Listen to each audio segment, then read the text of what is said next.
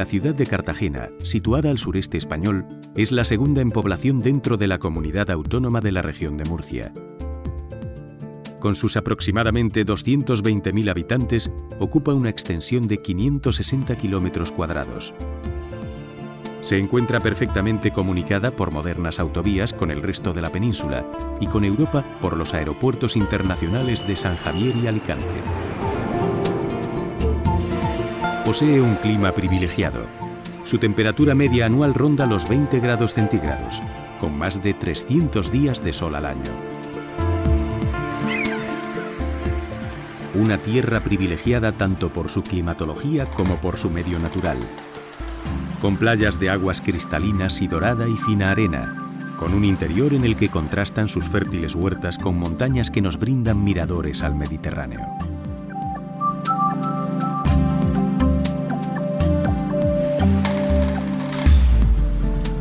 Cartagena se asienta sobre 5 colinas denominadas Molinete, Monte Sacro, Monte de San José, Despeñaperros y Monte de la Concepción, desde las que se domina el mar, dándole mayor realce a la ciudad.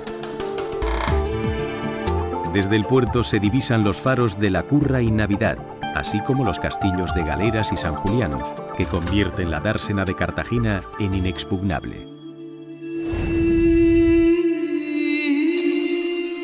La ciudad de Cartagena fue fundada por el general cartaginés Asdrúbal con el nombre de Cartadas hacia el año 227 a.C., sobre un núcleo de población anterior que se viene relacionando con la Mastia, recogida en la Hora Marítima, escrita por el romano Rufo Festo Abieno en el siglo IV a.C.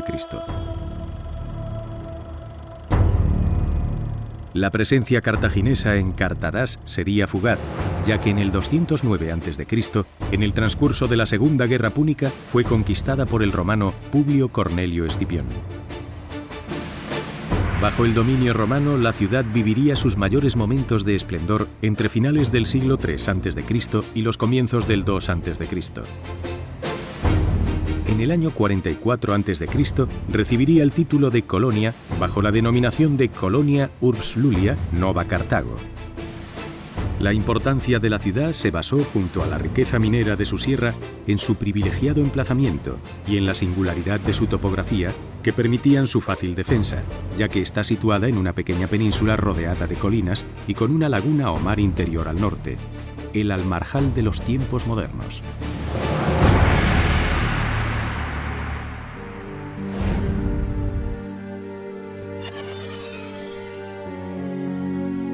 El Museo Arqueológico Municipal de Cartagena constituye el principal eje vertebrador de las actividades arqueológicas de la ciudad y su comarca. Sus colecciones, algunas de ellas iniciadas desde el siglo XVI, fueron incrementándose hasta quedar finalmente recogidas en un antiguo edificio que se convertiría en el año 1943 en el primer museo. Las instalaciones actuales, edificadas sobre una necrópolis tardorromana descubierta en ese mismo lugar, quedaron inauguradas en 1982. En su interior se puede contemplar este importante yacimiento, rodeado de 2 plantas que albergan las colecciones que el museo exhibe actualmente.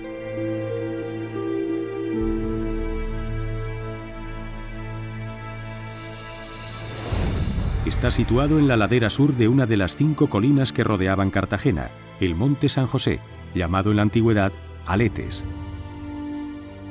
El centro de interpretación se ha habilitado en el interior de la muralla que defendía Cartadas, en un yacimiento que puede fecharse en los años finales del siglo III a.C., coincidiendo con la fundación de la ciudad por el general cartaginés Asdrúbal en el año 227 a.C. La muralla se construyó según modelos de fortificación helenísticos, muy difundidos por todo el Mediterráneo central. Se compone de 2 muros paralelos construidos con grandes bloques de arenisca, que en algunos lugares llegan a alcanzar una altura de más de 3 metros.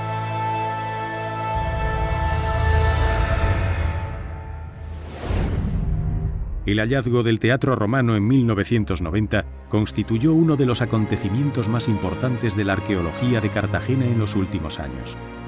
Fue un descubrimiento totalmente inesperado, ya que no había ninguna referencia a su existencia. El Teatro de Cartagena destaca sobre todo por la perfecta ejecución del proyecto arquitectónico, así como por la calidad y cantidad de algunos de los elementos ornamentales, y por un completo programa epigráfico y ornamental que permiten fijar la fecha de construcción del edificio en los últimos años del siglo I a.C.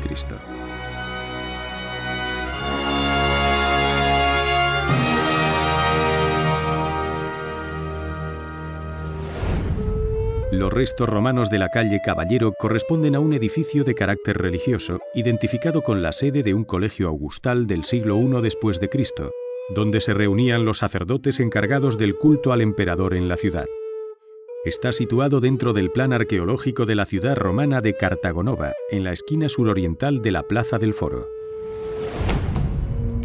El anfiteatro romano es, junto a la Torre Ciega, el monumento cartagenero más conocido de la antigüedad y el que mayor atención mereció entre los eruditos y estudiosos, ya que sus estructuras quedaron visibles hasta la construcción de la actual Plaza de Toros entre los años 1853 y 1854.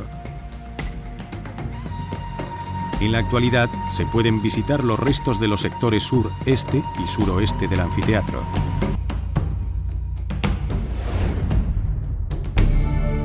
El centro de interpretación del Castillo de la Concepción está dedicado a la historia de Cartagena.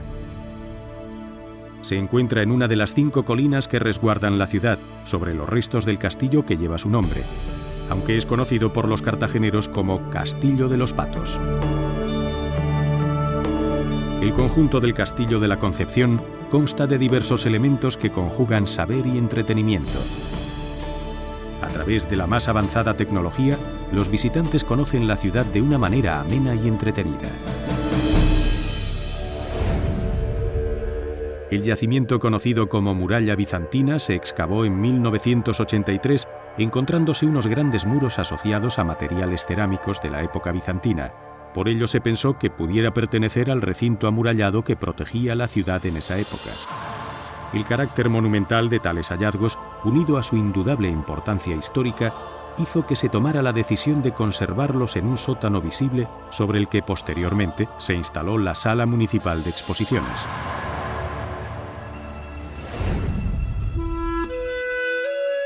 Se trata de un tramo de calzada de la antigua Cartagonova que discurre en dirección este-oeste, uniendo la zona portuaria con el Foro, plaza más importante de la ciudad, lo que la convierte en una de las arterias principales de la urbe romana y que sus habitantes llamaban Decumano Máximo. El centro de interpretación del decumano rememora la vida en la calle de una ciudad romana, el bullicio de sus tiendas bajo el pórtico, el trasiego durante el día en las termas, el ir y venir de la gente entre el puerto y el foro. También es posible reconstruir los edificios que franqueaban el decumano y su entorno circundante y descubrir la estructura de las termas, sus diferentes salas y cómo las usaban los antiguos habitantes de Cartagonova.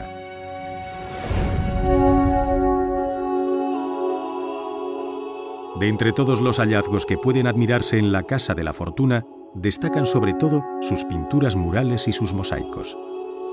Los paneles pictóricos destacan por su gran cromatismo y belleza. Entre los mosaicos podemos encontrar vestigios de múltiples motivos ornamentales, desde rombos, estrellas y esvásticas hasta motivos simbólicos que emblematizan elementos de la naturaleza y de la mitología.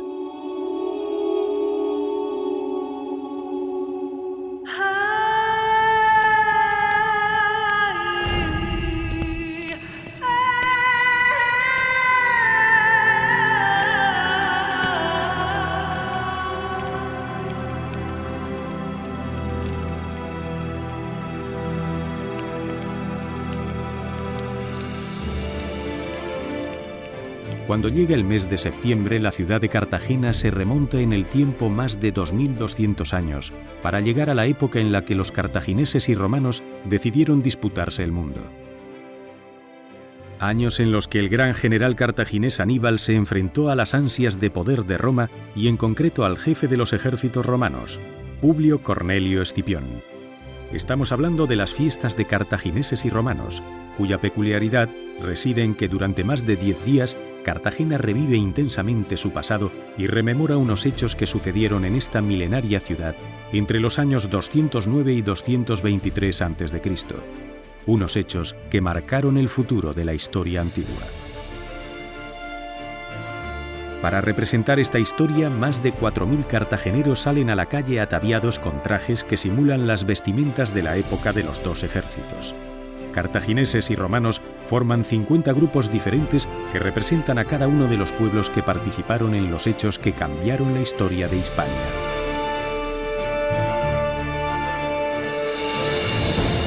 Las fiestas de cartagineses y romanos comienzan al caer la noche un viernes. Un cortejo formado por los sumos sacerdotes, sacerdotisas, vestales, representantes de las 25 tropas cartaginesas y de las 25 legiones romanas. Las deidades de estos ancestrales pueblos toman vida y acuden a la linterna del Parque Torres, donde se representa un acto cargado de magia y misterio. La diosa Vesta, acompañada de las vestales, guardianas del fuego sagrado, porta en sus manos una antorcha. Ella es la encargada de encender la llama que arderá en este resto arqueológico durante 10 días, como símbolo de vida de estas fiestas que visten de historia a Cartagena. Tras este sobrecogedor acto, el cortejo se dirige con la antorcha, símbolo del fuego sagrado encendido, hacia la plaza del Ayuntamiento de Cartagena. Allí, a las puertas del Palacio Consistorial, esperan el resto de festeros y cartageneros, ansiosos de que el pregonero anuncie en su discurso el comienzo de las fiestas de cartagineses y romanos. En el acto del pregón también están presentes las grandes figuras que representan estos festejos. El general Aníbal y su esposa Imilce tomarán la palabra y arengarán a sus tropas cartaginesas para que disfruten de estos días, pero para que también recuerden que tienen una batalla por ganar, la caída de Roma. El general romano Publio Cornelio Escipión, acompañado de su esposa, la patricia Emilia Paula, llamará también a sus legiones a la lucha contra Cartago y no dejará de animarles para que ambos pueblos vivan estas fiestas con intensidad, en hermandad y junto a todos los cartageneros.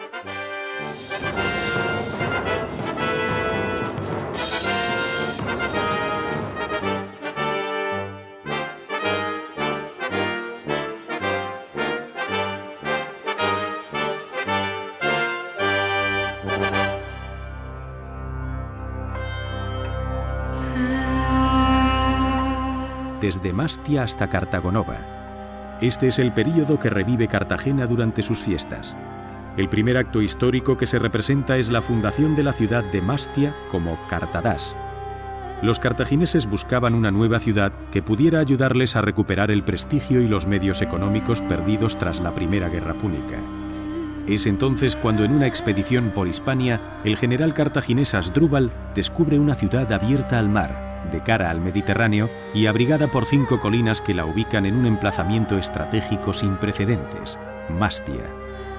Su proximidad a África, la riqueza de sus minas y el parecido con su Cartago, ubicada en el actual Túnez, hacen que Asdrúbal quede embelesado. Tanto es así que decide hacerse con el control de la ciudad íbera sin derramar una sola gota de sangre, sin destruir ni asolar una fortificación y acercándose a las tropas y culturas que allí residían. Y es que Asdrúbal soñaba con la posibilidad de transformarla en su patria al otro lado del mar.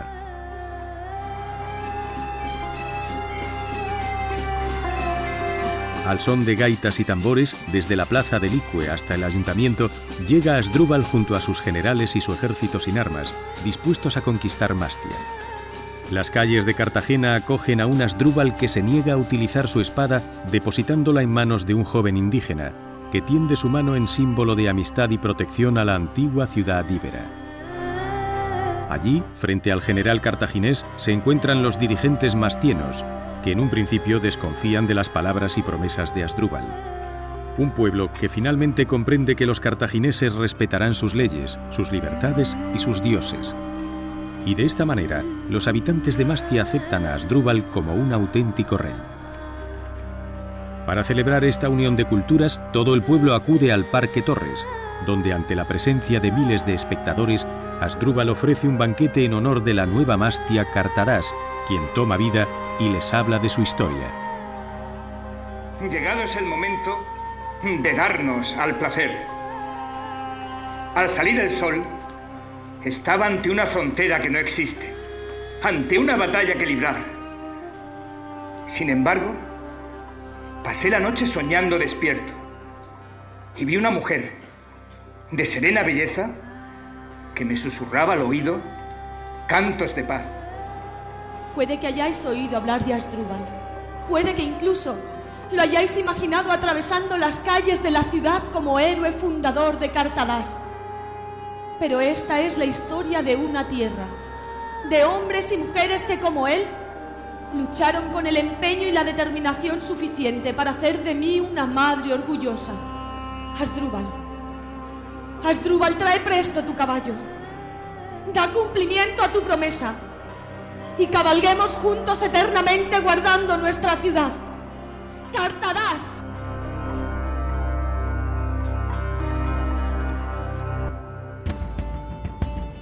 Antiguamente en Roma existía una tradición.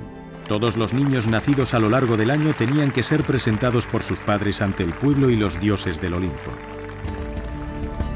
Un hecho histórico que en las fiestas de cartagineses y romanos se representa en una mañana soleada bajo el nombre de Nasciturus.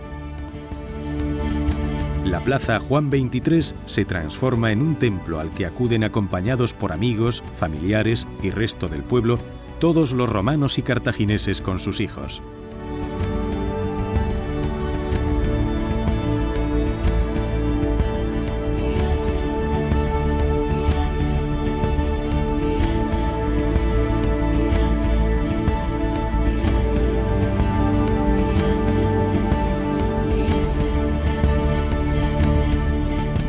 La guerra entre Roma y Cartago comienza por la disputa de la ciudad de Sagunto. Aníbal se había marchado de Cartadas con su ejército dispuesto a llegar a Roma y en el camino destruye ferozmente la ciudad saguntina. Sagunto era una ciudad aliada de Roma y el elefante africano había cometido un grave error: romper el pacto que años atrás había firmado Asdrúbal con Roma. Ante este hecho, Publio Cornelio Escipión decide tomar las riendas de la situación y se reúne con todos los comandantes para decidir cuál iba a ser el futuro de Cartadas. El momento era difícil, pues el ejército cartaginés estaba cerca de Roma, pero Aníbal tenía que pagar la ofensa que había cometido. Esa misma noche, Escipión presentará su plan ante el Senado romano, quien debe proclamarlo como general de los ejércitos romanos.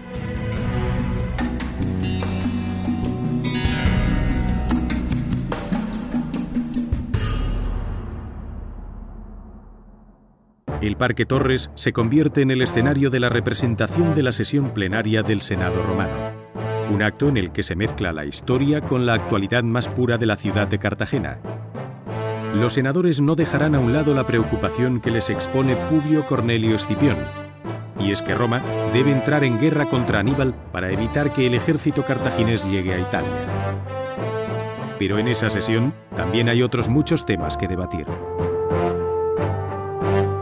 La actualidad, la política y los problemas de lo que fuera y es la antigua Cartago Nova son puestos en el tintero por los senadores romanos en un acto donde la sátira, la ironía, el sarcasmo y la expectación del guión mejor guardado son los protagonistas. La sesión del Senado es uno de los eventos más seguidos cada año, sobre todo porque las palabras son afiladas y no dejan indemnes a nadie. No hay acontecimiento que se escape a estos senadores y menos los políticos. Por estos motivos, la sesión plenaria donde los senadores declaran la guerra a Cartago es un evento al que todo el mundo acude dispuesto a reírse con las agudas palabras de estos mordaces senadores romanos. La idea de compartir parking es buena, solo que ya se viene haciendo desde que se inventó el aparcamiento. Normalmente, cuando se va un coche y deja un hueco, lo ocupa otro.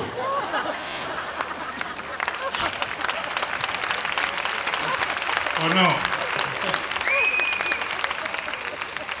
Lo ocupa otro compartiendo el mismo sitio que ocupaba el anterior, ¿o no? Ahora bien, si lo que pretende es que se metan en el mismo hueco los dos coches de dos en dos compartiendo el parking, me parece bien lo del curso de conducción eficiente, pues eso de aparcar uno encima de otro debe de ser difícil.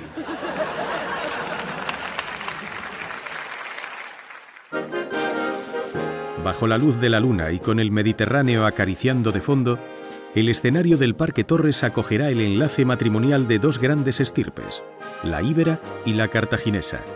un acto que es representado en directo por diferentes miembros de estas fiestas que por unas horas se convierten en auténticos actores. La escena comienza reviviendo el año 220 a.C. No hacía mucho que había muerto a manos de un celta el fundador de Cartadas, el rey Asdrúbal, y ahora el joven guerrero Aníbal Barca había sido elegido por los soldados cartagineses como su general. Aníbal había tomado el mando de los ejércitos cartagineses, con los que había conquistado a cientos de tribus de la meseta hispánica. Pero a pesar de la magnitud de su imperio, Aníbal, con tan solo 26 años, decide terminar de asegurar sus dominios. Para ello, junto a su consejo, Aníbal considera que la mejor opción es la de tomar por esposa a Imilce, la hija del rey Mucro de Cástulo. Con este enlace, el Consejo de los 100 piensa que así se aliarán las dos estirpes más grandes del momento, la cartaginesa y la íbera. Sin embargo, Imilce no está dispuesta a ser la moneda de cambio en una de las alianzas territoriales más importantes de la historia de esta ciudad. Y cuando se encuentra con Aníbal, se muestra recelosa. No quiere escucharlo. Todo cambia cuando, a su sorpresa, en lugar de oír palabras sobre pactos, Aníbal le habla de amor. Él le ofrece la granada, fruta símbolo del amor, y ella la acepta. El momento más emocionante de este acto es la bajada de Imilce por la escalinata del Parque Torres, acompañada de su padre, el rey Mucro, y de su corte. Todo el público se gira a mirar a la bella princesa, que saluda a todos los que han acudido a presenciar su enlace. Ante el mismísimo Baal, dios supremo de los púnicos, Aníbal e Imilce son desposados. Con sus manos entrelazadas alrededor de un puñal y rodeadas por una cuerda de oro, símbolos de riqueza y poder, el sumo sacerdote, acompañado por todas las sacerdotisas, une en matrimonio a los dos jóvenes. Un enlace que es presenciado por todos los pueblos que han sido invitados: oretanos, ilergetes, lobetanos, mastienos, edetanos, turdetanos. Y así es como la unión de Aníbal e Imilce pasó los límites de la política y la estrategia para convertirse en un juramento de amor eterno.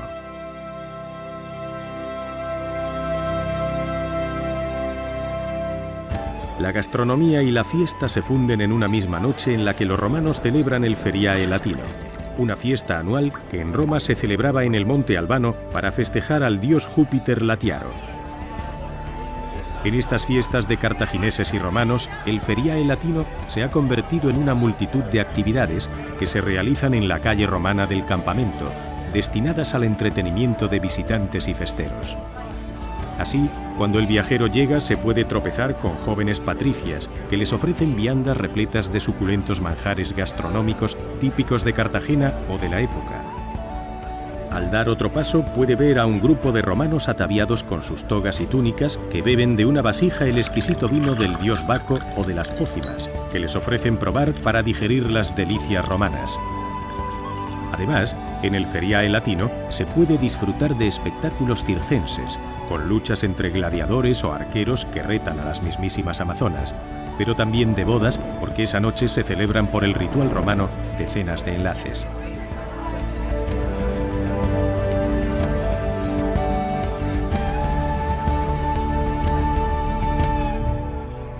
En la época de los cartagineses, era habitual que los ciudadanos acudieran a los templos de sus dioses a entregarles ofrendas para que ellos les desvelaran sus preocupaciones, dudas, sueños, un ritual que es representado en medio de las fiestas de Cartagena con un oráculo que quizá algún día tuvo lugar, pero que los libros de la historia nunca recogieron en sus páginas. Y es así como el escenario del emblemático Parque Torres revive lo que un día pudo haber pasado.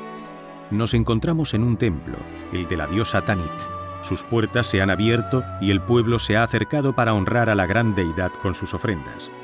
Es un día normal. El sumo sacerdote y la pitonisa están en el altar, mientras que el pueblo pasea y adora a la diosa. Pero de repente aparece en medio de la multitud la princesa Imilce, acompañada de su sirvienta Iaya. Su rostro desvela preocupación y tristeza. Ella se postra ante la madre de Cartadas y le implora que le escuche, pero no como esposa del gran Aníbal que ha marchado hacia Italia, sino como mujer y como madre que espera un hijo de su esposo. La princesa comienza a relatar ante Tanit un terrible sueño que le había aturdido.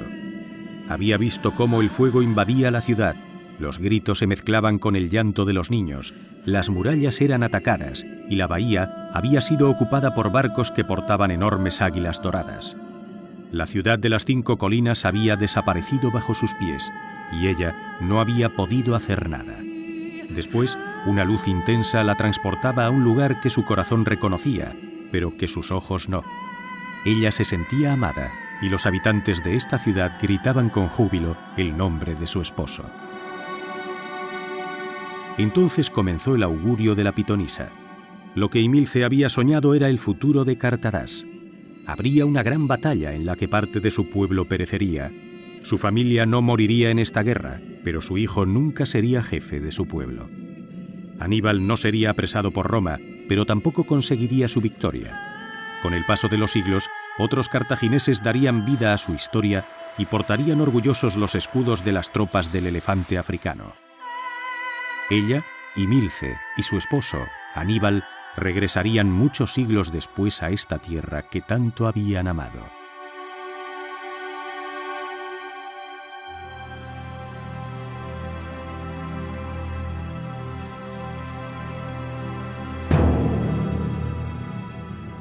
Llega el momento más esperado por los romanos, el del circo. La magia, fábula y mitología se funden para dar lugar al evento más espectacular de todos. Son los Juegos Circenses que tan famosos se hicieron durante el Imperio Romano. Primero los cónsules y después los césares los utilizaron para ganarse al pueblo. Es por esto por lo que Escipión, antes de marcharse a luchar contra los púnicos en Hispania, ha ordenado celebrar un ludi en pro de sus éxitos. El espectáculo ha comenzado. El pueblo grita de alegría y se asombra ante la espectacularidad de las imágenes que sus ojos van viendo. Cada uno de los dioses del Olimpo se encuentra en la tribuna para presenciar tan magno evento. Una escolta, formada por los centuriones más destacados, irrumpe en la arena. Tras ellos va Publio Cornelio Escipión. De repente aparece su esposa, Emilia Paula, transportada como una digna patricia se merece. Recorre el coso saludando a todo el pueblo. Llega a la tribuna donde se reúne con su esposo para presenciar el circo más mágico jamás visto en la historia. Los jinetes con sus vigas salen a la carrera dispuestos a ganar a sus oponentes. En las gradas el público anima a su color, rojo, verde, blanco y azul. Cada uno de ellos intentará llegar a la meta primero, antes de que acabe la 7ª vuelta. El ganador es aclamado por la plebe, enfebrecida por la victoria. El espectáculo sigue. Los romanos esperan con ansias el acto más espectacular de todos los habidos, la lucha entre los gladiadores. Uno a uno van saliendo a la arena y comienzan a luchar entre sí. El combate continúa, pero cada vez quedan menos. Los gritos en la arena hacen que las voces del público se contraigan. Solo se oyen los bramidos de los gladiadores, un golpe y uno de ellos cae a la caliente arena del coso. Solo queda un gladiador. Los cuerpos de sus oponentes le rodean y el pueblo ferviente grita por su libertad. Una vez más, el circo ha demostrado que es la magia de Roma.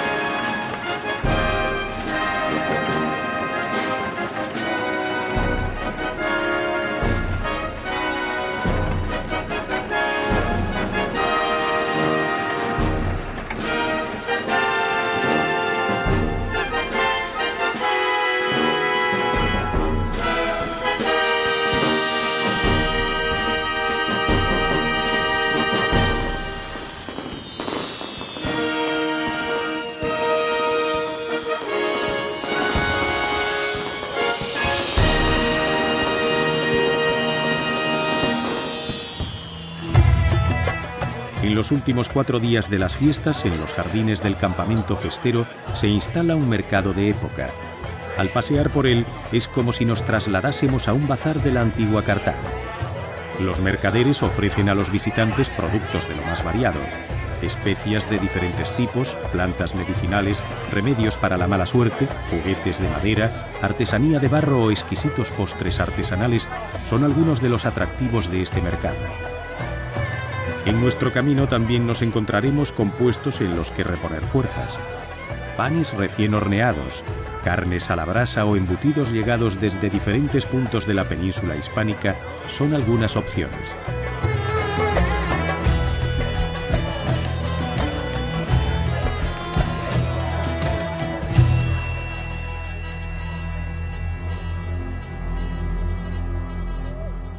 Aníbal estaba decidido. Quería conquistar Roma. Por eso había pedido a sus guerreros navegantes que fueran hasta Cartadás. A la bahía de la ciudad de las 5 colinas habían llegado sus tropas navales desde Cartago. El gran general cartaginés recibe a su ejército que había navegado bajo las órdenes del almirante Bomílcar. Más de 2000 guerreros se sumaban a sus soldados, pero aún el contingente cartaginés no era suficiente para emprender la guerra contra Roma. Aníbal se reúne con sus almirantes para escuchar las noticias que llegan desde Cartago. Bomílcar e Himilcón le recuerdan el poderío del ejército romano y las trabas que Roma había impuesto sobre el desarrollo de los cartagineses. Sus mensajes son claros, pero el objetivo está decidido. Aníbal aún recuerda el juramento de enemistad al pueblo de Roma que le hizo a su padre, Amílcar Barca, a los 9 años. Para reforzar a su ejército, el general de los cartagineses ha llamado a las tribus mercenarias. No son la mejor opción, pero el valor de estos guerreros les será muy útil para luchar contra Roma. Cada uno de los caudillos rebeldes de la península ibérica se presenta ante Aníbal. Todos ellos olvidarán sus anteriores enfrentamientos y se convertirán en los aliados de los cartagineses. A cambio recibirán oro, plata y lo más ansiado: libertad. Todo está preparado para la marcha de Aníbal hacia Roma. 90.000 infantes al frente, 12.000 jinetes númidas y 50 elefantes. Una mortífera arma de guerra con la que atravesará los Alpes y sorprenderá a Roma. Este es el ejército cartaginés que hoy desfila por las calles de Cartadás ante el asombro de cada uno de sus ciudadanos. Nadie ha querido perderse tan magno desfile. Aníbal se despide de su pueblo. Le acompañan sus hermanos, los generales Magón y Asdrúbal. Ellos serán los encargados de proteger la ciudad en su ausencia. Las gaitas de los mercenarios tocan las marchas. Las bailarinas animan el espectáculo y los malabaristas con sus fuegos al público. Los pasos de las tropas y los mercenarios anuncian que la guerra ya ha comenzado. Sus caras demuestran que no tienen miedo, sino todo lo contrario. Son auténticas armas mortales. Hombres que, si es necesario, darán su vida por la gloria de Cartadás.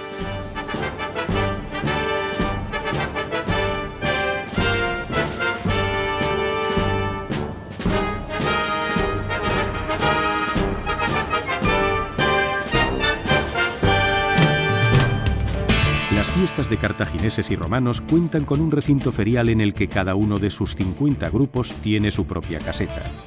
Realmente, al llegar a este campamento festero, uno se siente que se traslada a una antigua ciudad.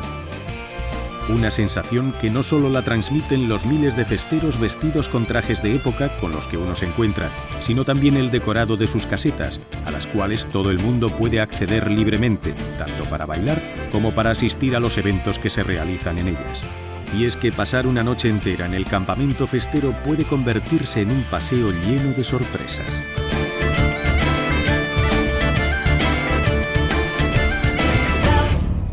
El momento más álgido de las fiestas de cartagineses y romanos es la batalla entre ambos bandos. Las fuerzas navales romanas se divisan ya en el horizonte de la bahía de Cartagena. Poco a poco, sus barcos llegan para desembarcar en el puerto de esta ciudad, como estaba previsto. El poderío del ejército de Publio Cornelio Escipión se refleja en el brillo de cada una de las corazas de sus fieles guerreros. El campo de batalla acordado es la Cuesta del Batel, lugar emblemático ubicado a escasos metros de la muralla que fortalece la ciudad. A un lado se encuentran las fuerzas cartaginesas. Cientos de guerreros están preparados para luchar contra las águilas romanas. Sus caras lo demuestran. han sido marcadas con los símbolos de sus dioses para que les protejan ante tan fiera guerra. Alzan sus falcatas al aire cuando ven llegar a las primeras formaciones romanas, y sus gritos de guerra enmudecen a cualquier otro sonido que pueda haber. Al otro lado del campo de batalla empiezan a formar las legiones romanas, 2 bloques en líneas cerradas formados por la infantería ligera delante y la pesada detrás. La guerra comienza. Los guerreros cartagineses saltan al campo, las espadas comienzan a chocar. Las flechas de ambos bandos inundan el cielo. Un grito del general Magón hace salir a la caballería. Poco a poco las fuerzas cartaginesas empiezan a debilitarse. Ni sus guerreros ni los mercenarios pueden con el contingente romano.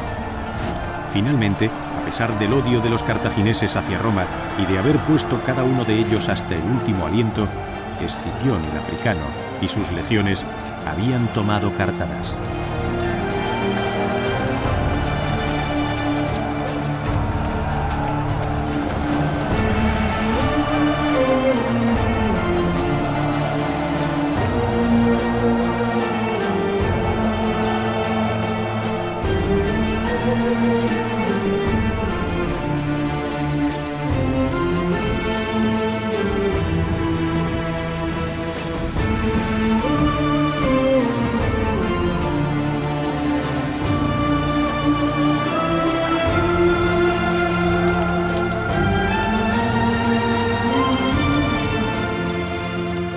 La cuesta del Batel ha vuelto a ser el escenario perfecto de la lucha de estos 2 pueblos. Cartagineses y romanos han vuelto a vibrar en uno de los actos más importantes y más seguidos de estas fiestas.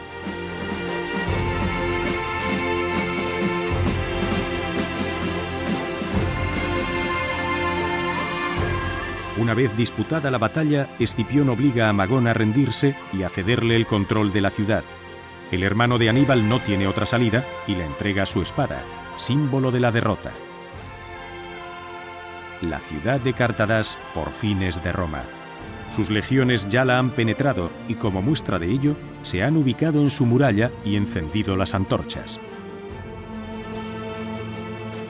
Ante esta victoria, Escipión se encuentra satisfecho. Por ello decide premiar a 2 de sus comandantes, entregándoles 2 coronas murales.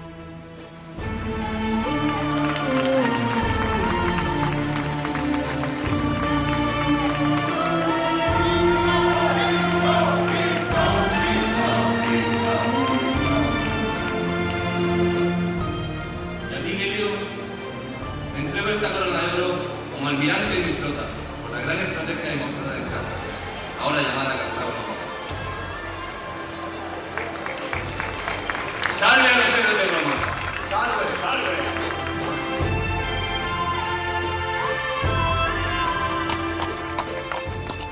Las calles están repletas de romanos victoriosos. Han salido para celebrar esta gran victoria. Para ello, no han dudado y se han engalanado con sus mejores trajes y joyas. No hay romano que se precie que hoy no festeje la gran batalla que los hombres del general Publio Cornelio Escipión han otorgado a Roma. La victoria no ha sido fácil, pero sus dioses les han ayudado a conseguirla. Un desfile comienza a llenar las calles de la ciudad. Las legiones romanas marchan mostrando su poderío. Van camino del campamento donde celebrarán toda la noche la derrota de los cartagineses y el nacimiento de una nueva ciudad. El vino del dios Baco, fruta, comida, dulces. Roma está alegre y comparte este sentir con todo el mundo que ha acudido a presenciar este gran desfile de la victoria romana. La alegría de esta victoria se denota en sus rostros. Los romanos van charlando mientras caminan, beben vino y se deleitan el paladar con algún que otro manjar. Las risas y las historias les acompañan. Hoy es un día que no acaba. Escipión desfila victorioso acompañado por su esposa Emilia Paula y junto a sus hombres recorren el camino hacia el campamento festero.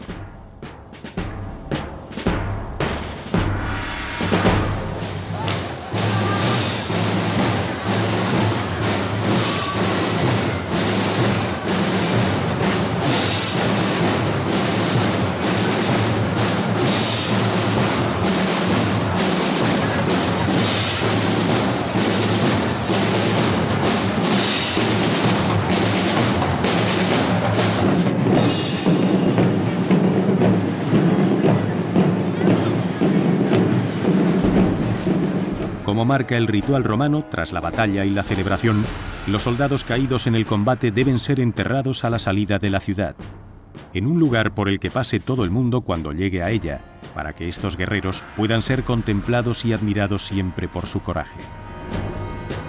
Precisamente en este acto, Escipión rinde grandes fastos fúnebres en el monumento funerario de Torreciega a sus soldados que perdieron la vida en la lucha de Roma contra Cartago. Este es uno de los restos arqueológicos que se conserva del paso de la cultura romana por Cartagena.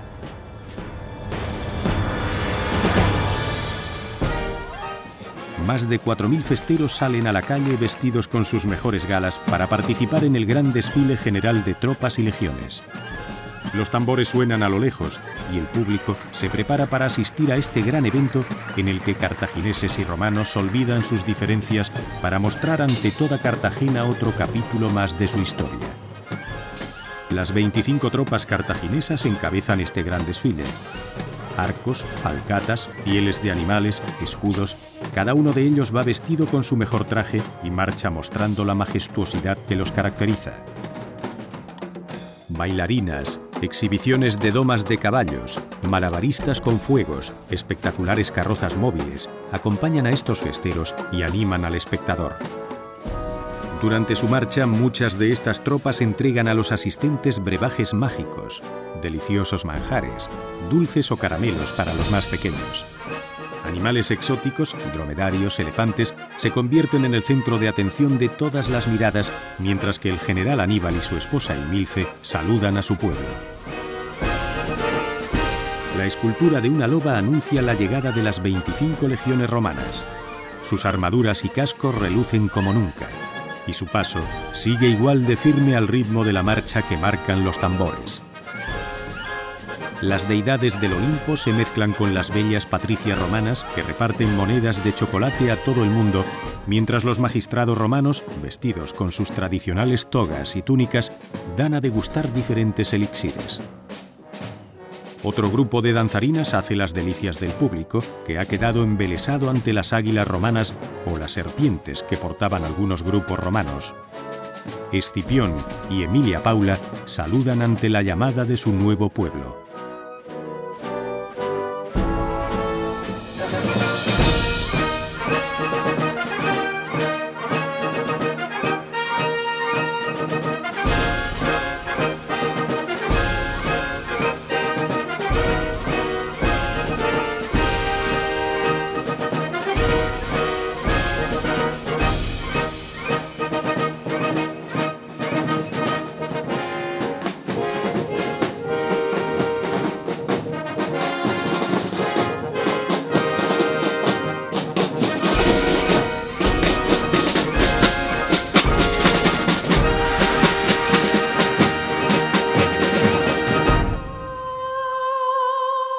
El fuego vuelve a ser el protagonista del último día de las fiestas de cartagineses y romanos.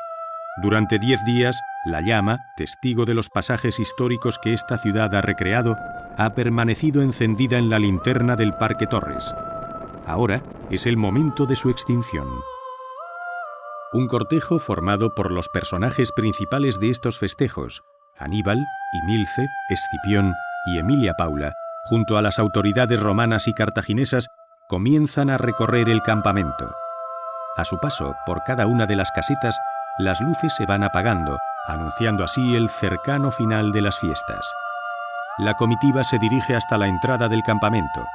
Allí, las vestales, guardianas de la llama, serán las encargadas de apagar el fuego que ha iluminado los festejos que han recordado el pasado de Cartagena.